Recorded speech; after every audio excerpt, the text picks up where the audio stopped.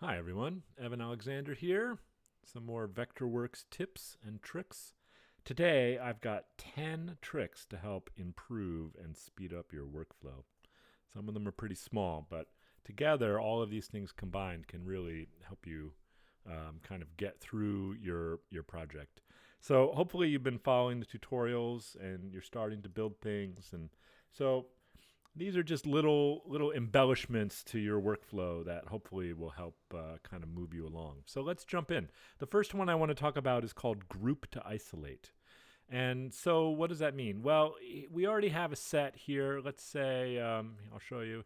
This is it's a 3D model on top of a 2D venue drawing. Pretty normal stuff here. Here it is. And so if now let's say I want to kind of build some more scenery in here and I want to build it in place. So if I come in here and I'm just going to draw a little rectangle. I'm not going to think about this too much. Let's extrude this up. Sure, 4 feet, and we'll go to a side view and we'll move it up. And already you can see that now, if this was something that I really needed to build out, I'm looking through all this other stuff here, and I'm having a really hard time understanding. If it wasn't selected, you wouldn't even kind of know that it was there, right? So what can we do to help this? Well, it's really simple. Just grab your object.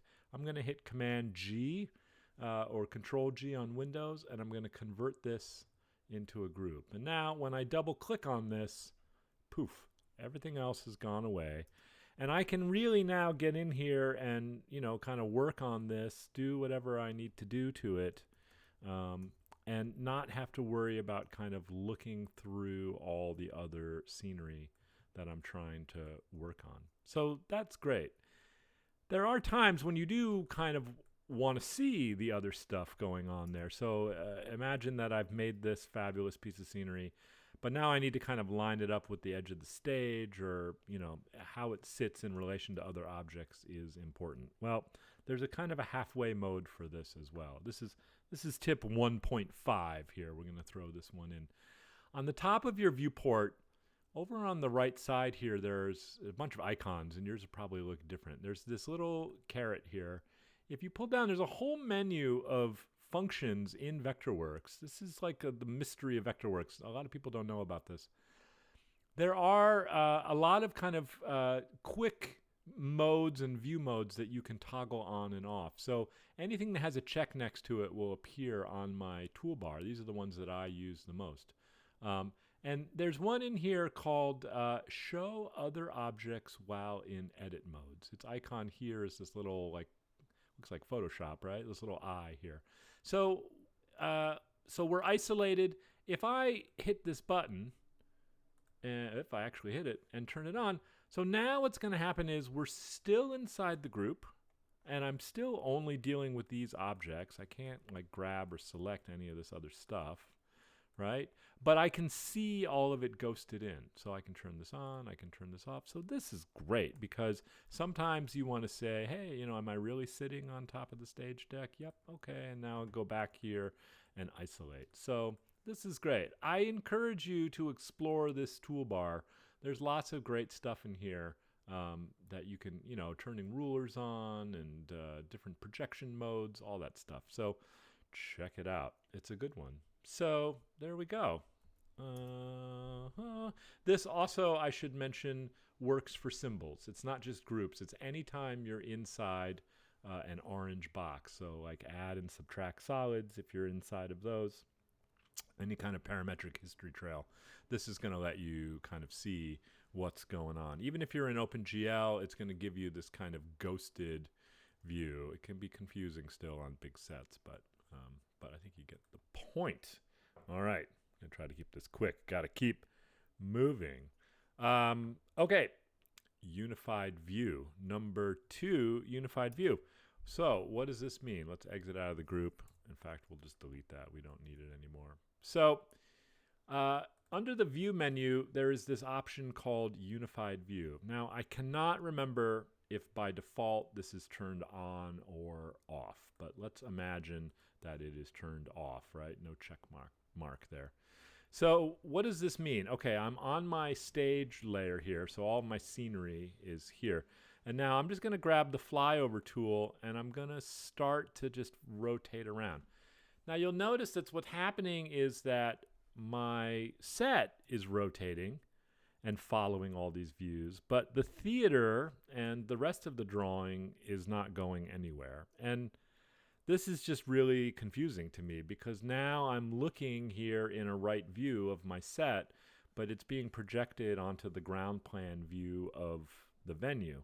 And this is not helpful. So what unified view does, and it makes sense now, right? Unified view will basically take all of the other layers and make sure that whatever view you're in, even if you're flying around or if you're using one of the kind of prescribed views, that all the layers kind of tumble and jumble with it to kind of stay oriented. So even 2D that's just sitting flat on the, on the ground, on the layer, will, kind of conform and follow with you. So I keep this on all the time, and I just can't imagine working any other way. So there you go. So unified view, right? It's under the view menu here, right here. Tip number 3, X-ray mode. I've used this a lot in other tutorials. When you're in OpenGL, and we love OpenGL because, right, wireframe can be very confusing. So we love OpenGL, but still sometimes in OpenGL, you really want to know, like, something's going on back here. I can see this, but I can't tell. So if I hold down the B key, B as in boy, it's going to give me this kind of magnifying glass or flashlight of, basically X-ray mode. So this is just really quick and simple, but you can see, hey, what's going on back here? Now this is a little confusing with this 2D venue, so maybe I'll go to my layer options and say active only. And then again, this is another way that you can also isolate things down, right? Without having to go through and turn on and off a million layers and classes. Just I've taken this and I've changed it to active only. And now you can see here, I can kind of see through and understand that, it looks like there's nothing going on here, but there is actually a bomb happening back here, or there are some stairs kind of hidden back here, I think behind. Yeah. So X-ray mode, the B key. This is great. We love it. It works with OpenGL. Let's talk about the clip cube. Now, imagine that you are working on, so this is a complicated set because it has all these kind of raised platforms and entrances and exits and walkways underneath and behind. So if I want to really get in there and kind of see what's going on, or if I'm presenting this to my production designer or producers, it's not always easy to see. Let's go into normal perspective here just so we get kind of a more normalized view. And so the clip cube is great because it's like a live section for you. If you've worked with SketchUp at all, you've probably seen this with their section tool. This is really kind of Vectorworks' answer to that. It's under the view menu here under clip cube. I also, again, to go back to this, I have set up a shortcut for it right here. It's this teapot cut in half, show clip cube. And so when I turn it on, it looks like nothing's happened. You have to kind of zoom out a little bit. So there's this box now floating around my set, right? If I go to the direct select tool and first I'm going to just click on it to activate it. Now you can see it's not ghosted anymore. And you can see when I touch the different sides of it, they turn red. So you have to choose which side you want to use as your cutting plane. So I'm going to click on this side. And now the tool's live. I don't have to hold the button down. And as I move this surface, you can see that I can really kind of sweep through and cut through. Now you see it popping, and that's because it does actually respect snapping, right? So if I suspend snapping, which is the tilde key in the upper left of your keyboard under escape, if I hold that, I can get much smoother performance out of this. And so then now if I click again, it's going to basically drop this wherever I want. And I can fly around here. It's going to show me what it's cutting through. It's showing this to me in red. I think that might be what my section style is set up as. Is this true? Let's see here. No, it's not. Okay, so the clip cube is its own thing here in red. Um, and again, I have to click on it again to activate it. You can also you can use more than one direction at a time here. So I can also do, let's say, a horizontal section. And so now you can see, and I can use the standard views here. I can go to, whoops, if I were to switch back to orthogonal here and go to like front view or, side view. So this is great. Hard to kind of work on some of this stuff here while you're in this mode, but you can do it. Mostly for me, I just like it for kind of finding my way through these complicated sets and being able to really like understand what's going on. I do a lot of, kind of clip cube, and then I will like do a screen grab and send it to my art director or send it to my production designer and show you what's going on. You can just turn it off, and then your whole model should come back. So that's great. And these will really help you kind of in your navigation, for lack of a better term, as you're kind of building. Building objects is one thing. Once you start building more complex kind of sets and venues, then it's a different kind of, it's a different part of your brain to understand how to really navigate around in the 3D world. So that's great. Okay. Let's move on. Tip number 5, resource manager folders. Yes. Not a very sexy function here, but kind of good to know. So here we have a drawing. This is a 3D model of the Berkeley Rep Theater in California. Here we are. Built this many years ago for a show. And let's bring up the resource manager here. Pop this open. And you can see, so in my resource manager, I've got a bunch of symbols. I have some line types. It looks like we have some textures, some sketch styles, and it's all just kind of jumbled together here. So I am all about keeping things organized. So you can make folders here to help keep yourself organized, and you can even have folders within folders. So for example, let's just right click, and we're going to say new resource, and I'm going to choose a resource folder. So we're going to choose that. I don't know why this thing always pops up on me here. Now, weirdly, by default, the folder it wants to make for you is a gradient folder because it's just the first one on the list. We don't have any gradients, so we don't really need that. But we do have symbols, so let's make a symbol folder. And let's just call this like Evans Symbols 01. Great. Say OK.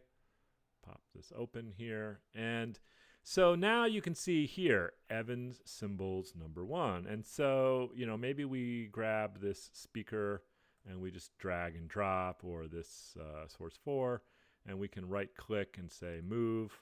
And then it's going to ask you, all your folders will show up here. And so now you can see, right, you can start to really organize this. And you can even, if you can go inside folders, and you can make folders inside of folders. So let's make this, and we'll call this one like lights. Oh, that name is already in use. How about lights that are cool? Okay. And so this folder is now inside of this other folder. So I can make subfolders. So you can go as deep down the rabbit hole as you want here, and let yourself kind of get organized, right? And so there's different folder types for all these different objects. If I say folder, so I can make a folder for my line types. I can make one for my records, scripts, sketch styles, tile folder. Sure, go crazy. So please stay organized. This is especially great when you get inevitably you're going to get a really complicated DWG of a venue. It's going to have 6,000 symbols for every, nut, every doorknob, every switch. And you want to keep that stuff, but I do like to go in and, really organize it so that, when I'm working and I'm looking around for like my scenery stuff, I'm not digging through, the grid hardware from the theater that I want, but I don't really want to, kind of deal with on a day in and day out basis. So Stay organized, people. In line with this, while we're in the resource manager, you should be running purge on your files every now and then. And so that's tip number 6, the purge command. The purge command is going to find objects, symbols, resources, basically, in your resource manager that are not being used anywhere out on your design layers or your sheet layers. And it's going to get rid of those. So again, if you've gotten a really complicated drawing, you've done the time to kind of clean it up and simplify it, there may still be old symbols, old line types, old records floating around in your file. If you're in design development and you've done, 15 different versions of platform A, and you've made them symbols or hybrid symbols, all that stuff's still floating around in there. And that is contributing to the file size, the overall file size. So if I go up to, I believe it's Tools, Purge, and this box is going to pop up. And now it's going to ask you, this looks really intimidating, but just usually the default settings are pretty good. It's going to ask you, for all these different things, and you can turn them off. So, maybe you don't want to purge RenderWorks styles, even if you're not, currently using them, or, roof styles, whatever those are. So, take a moment here to set this up the way you want. I believe once you set it up, it'll show up the same way the next time. You definitely want to check preview items that are purged. That way, it's going to show you a list of everything that it wants to delete, because it will delete these items from the file. So maybe you have a bunch of chairs in your resource manager that you don't want to purge, but you're not currently using them. So, use caution. But I'm going to just leave this right where it is, and I'm going to say, okay. And now it's going to show me that I have these textures that are not being used from some scenery that, has been deleted. There's some symbols in here. And so anything, sometimes this is a huge list, sometimes it's a short list. But all of this stuff, I think, can really go. So I'm just going to say, okay. And then, now it should have gotten rid of, all these things. Like there were a bunch of textures in there that I wasn't using anymore. So this is great. Make sure you do this. I do it, once or twice a day. Hit save before you do it, just in case. I definitely run this command before I share a file or convert to DWG or, do any kind of pipeline work with it. So definitely do that. All right, let's keep going. Now, so that's going to help keep your file kind of organized and lean and mean. Let's just look at some basic kind of drawing stuff here. We don't need you anymore. Bye-bye. All right, I'm going to make a wall. Grab my rectangle tool. Oops, I'm in this crazy center mode here. Let's make a wall. 34 feet, not sure. That looks great. We'll extrude this up 10 feet. And here we go. Okay, so we have a wall. So now, let's say we want to kind of draw in on this, and we want to make... we want to make to punch a door in this. We want to punch a window in this. We want to, build something kind of coming off of this wall. Well, when we talk about these modes here, these drawing modes, usually your only options are layer plane and screen plane. And so we've talked about these a little bit. They make it very confusing. Anything that I draw, so I'm in right isometric. Anything, I'm going to grab the rectangle tool here, and let's pick layer plane here. So anything that I draw in layer mode, this is going to be respectful of the layer. So imagine this is your sheet of drawing paper down on your desk. And so I can't really draw on the wall because everything I'm drawing is just laying, flat on the ground. So that's not helping us here.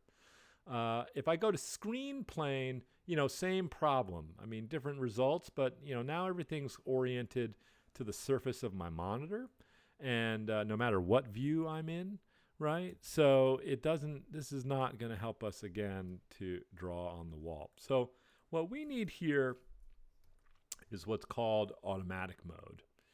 And with automatic mode, you can choose the surface, almost like a temporary working plane, that you're going to draw on. It gets highlighted in purple. I'm just mousing over these different sides. So let's say here. And so now you can even see my red and kind of green, kind of guidelines there.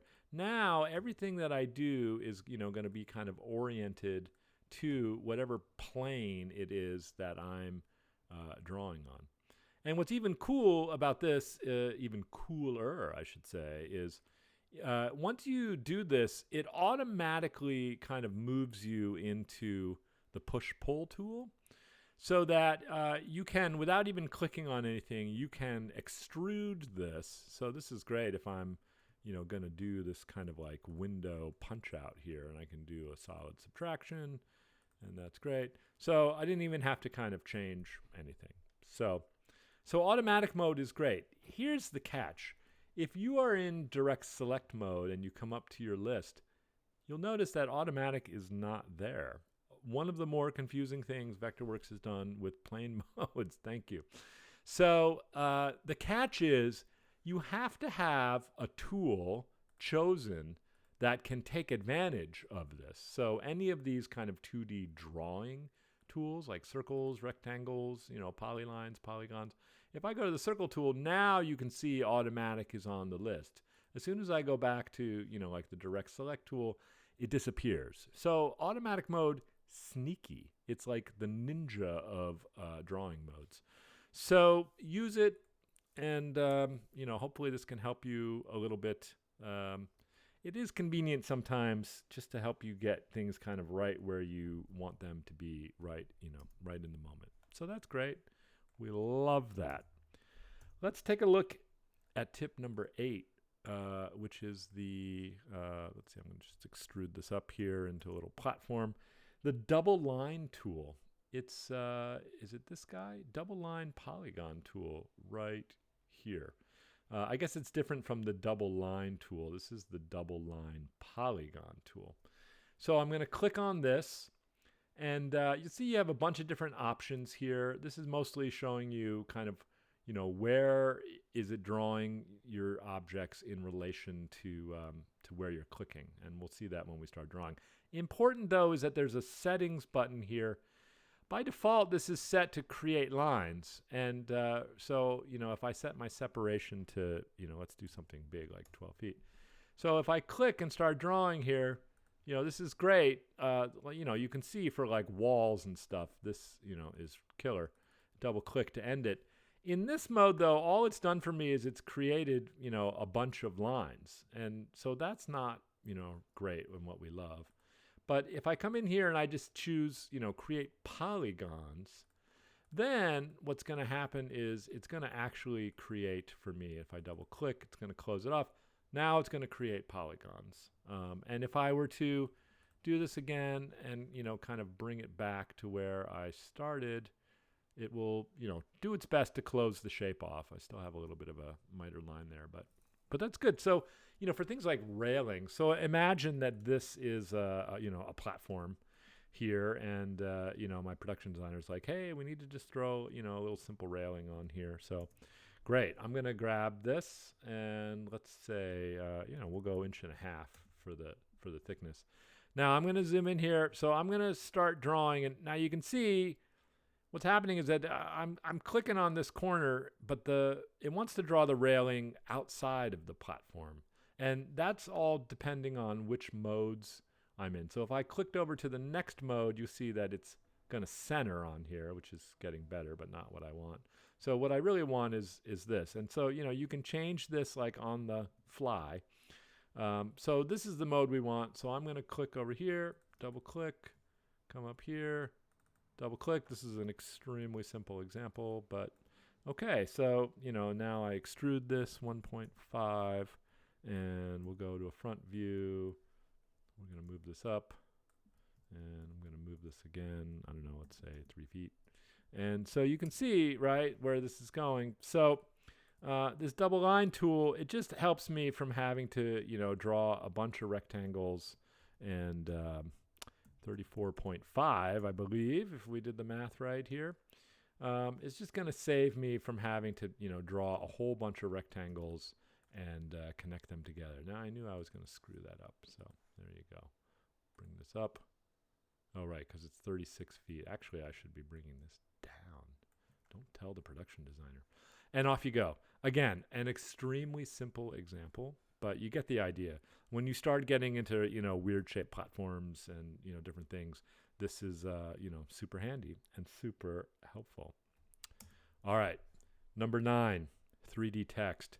I know this is totally random, but after having kind of never been asked about this, weirdly last week I got 2 emails from 2 completely different people asking me the same question of how can I easily make 3D text in Vectorworks. So you can do it on the ground here, but let's go to the front view here, and we'll do some, let's see here, we'll grab some text. I'm going to make sure I'm in screen plane, and I'm going to grab the text tool, and let's just, sure, Evan Alexander, I know that guy, and we'll pick, I don't know, something slightly more interesting here. You could just get lost in, sure, Baskerville Bold. I love it. And let's make it nice and big so you can see what we're talking about here. We do not need, well, actually, we do need fill, actually. You'll see. We don't need the background fill, but we need the fill in the letters. So what I'm going to do now, because this is a text object, and so if I try to extrude this, it's just going to say, no way, can't do it. So what you have to do is go to the text menu, and there is a convert text to polylines. And when you do that, it's gonna make a group of your letters. So you still can't extrude it because it's a group. You're going to have to ungroup that. And so now you can see here, oops, if I ungroup this. So these are all individual objects now. They're just polylines. But now I can grab all of this and say, let's extrude this 4 feet. And so now, here you go. Look at that, 3D text. All your wayfinding and signage needs will be met. There you go. It's a little deep, maybe. There you go. Love it. Okay. So this is what I've learned the hard way here. If you type this out and you think, okay, that's great. And you think, oh, I don't need the fill. I'm going to turn the fill off. So that, right, you've gotten rid of the background fill. But now when you run the command, text, convert lines, text, and then if I ungroup this, what's happened is now these polylines, they don't have fill turned on. And so when you extrude this, what you get is these kind of hollow shells of, this is not great, right? So everything needs to be a solid. So just don't let that be a getcha on that one. It'll get you. It gets me. It's going to get you. All right. And then finally, let's look at tip number 10, which is, it's partly related to customizing your workspace, which could be a whole tutorial into itself. But I specifically want to talk about the right-click menu on some of this stuff. So imagine here, let's just say we've got, I don't know, a bunch of scenery, some 2D, some 3D. Sure, here's our complex drawing. There are certain functions and things that I, like to do a lot that I want, kind of built right in. So for example, clip surface is one that I use all the time. I do not want to come up to say modify clip surface, every single time. It does have a shortcut, really complicated, and you can change that in your workspace. But what I prefer to do is set it to my right click, and you can see here, clip surface. I believe this is the default spotlight setup. I could be wrong about that. Don't yell at me if I'm wrong. But I think here, so if we go to clip surface, right there, and there it is. Or if we were to, duplicate this and grab these both, and we want to add solids, add solids is there. That's, that's great. But a lot of the functions that I use all the time are not there, and I would like them to be. So for example, if I wanted to make this into a symbol now, I want to be able to right click and choose, make symbol. And I really don't, create similar object or, focus in like this lighting stuff. I don't need that. I don't use it. I don't want it in my kind of day to day. So if I go to edit my current workspace. It looks like I'm in my workspace, but I think that's just a duplicate of this. I'm going to bring this up. Wait a sec here. Okay. So basically what's happening here, and like I said, I'm not going to go too deep into workspaces, but in general, over here is what you are interfacing with in Vectorworks. So like your file menu here, which is this up here, this and this are the same because you can reorder this stuff, you can delete stuff, you can add stuff, that's great. On the left side, this is basically every single command and every single thing that Vectorworks can do, including separators or making your own menus, all this stuff. What we care about here is document context and object context. So what does this mean? So object context means, I've made an object or I have a group or a bunch of objects selected, and if I right click on them, what options show up for me? And here it is. And document context is I have a bunch of objects selected or I have nothing selected, and I right click just out here in the middle of nowhere, what menu is going to pop up then. So let's start with object context here. So again, you can purge out these ones that you don't like. You can just highlight it, and I'm just going to hit the delete key, and right now the lighting designers are saying no, we don't need this separator anymore. But I know that I said, for example, create symbol here under see if we can find it here, create symbol. That's one I use all the time. So I'm going to take that and I'm going to drag it over here. I'll put it right at the top, and then and maybe we'll grab a separator, just throw it in there too. And what's another one that I use a lot is I like to make viewports. So if I were to go to view here, I believe there's one called make viewport here, create viewport. All right, so we'll put that one there too. So that's great. So now I'm just going to say okay, and it's going to tell me that it's saved my workspace. Thank you. So now it's thinking really hard. It's going to take a second. All right, I think we're good. So now I've got here, we'll just grab this. I'm going to right click. Oh, there it is, create symbol, and then off you go. Or if this is my drawing and I've made a rectangle, I can right click and say create viewport, and you're right in there. So you can see how handy this is. The document context one, I don't use this a lot. You can get to, you can turn if you want to change these. You can set this up any way you want, but please do, because it can really save you a ton of time. And that's it. So maybe not so quick, but 10 tips, hopefully, to help improve your workflow. So thanks for watching. Hope to have some more tutorials coming to you soon. Talk to you very soon. Thanks. Bye.